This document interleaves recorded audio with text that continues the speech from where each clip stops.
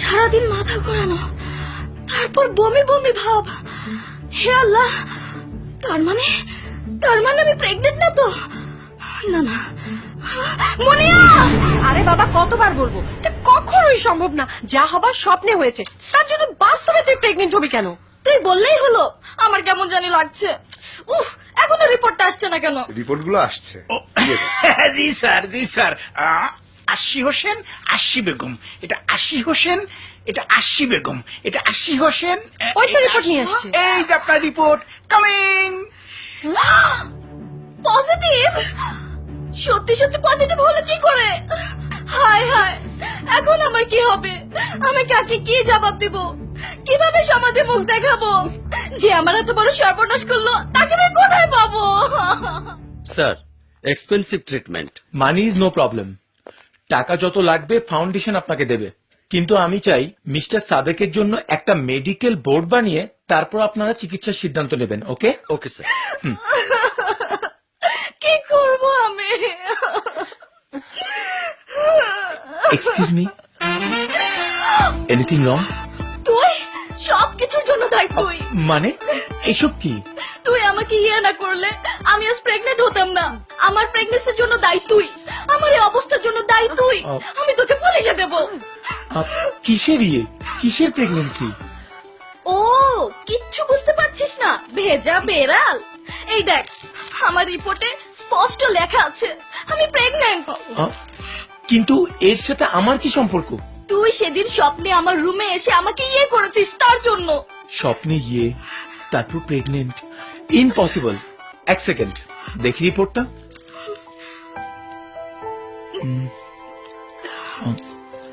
আচ্ছা, আপনার নাম কি আরশি বেগম? বেগম? বেগম হতে যাব কেন? আমার নাম আরশি হোসেন। আপনার বয়স কি 36? 36? আমাকে দেখে কি বুড়ি মনে হচ্ছে? তোকে দেখতে মেরে ফেলবো রে! মারবো বেটা!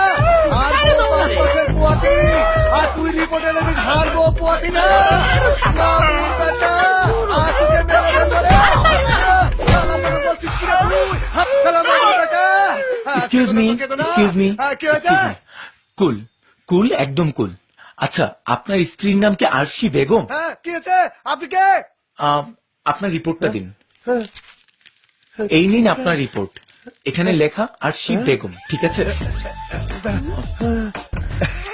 ওকে ভাই, ধন্যবাদ আপনাকে।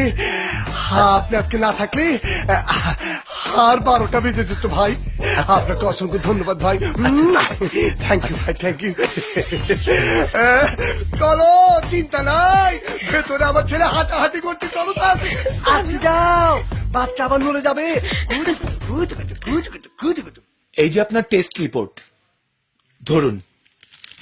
নামটা ভালো করে চেক করে নিন। এখানে আরশি হুসেইন লেখা, আর বয়স না হয় নাই বললাম। আর হ্যাঁ, আমার বিশ্বাস রিপোর্টটা নেগেটিভ। ইয়ে মানে সরি। সরি? সরি তো বুঝলাম, কিন্তু ব্যাপারটা কি বলুন তো? গতকাল আপনি আমাকে লিখতে দেখে ভয় পালালেন, আজকে স্বপ্নে দেখা ইয়ের কারণে নিজেকে প্রেগনেন্ট ধরে নিয়ে আমাকে দোষী বানাচ্ছেন। এই, আমি জানতে চাই আপনি পেয়েছেনটা কি?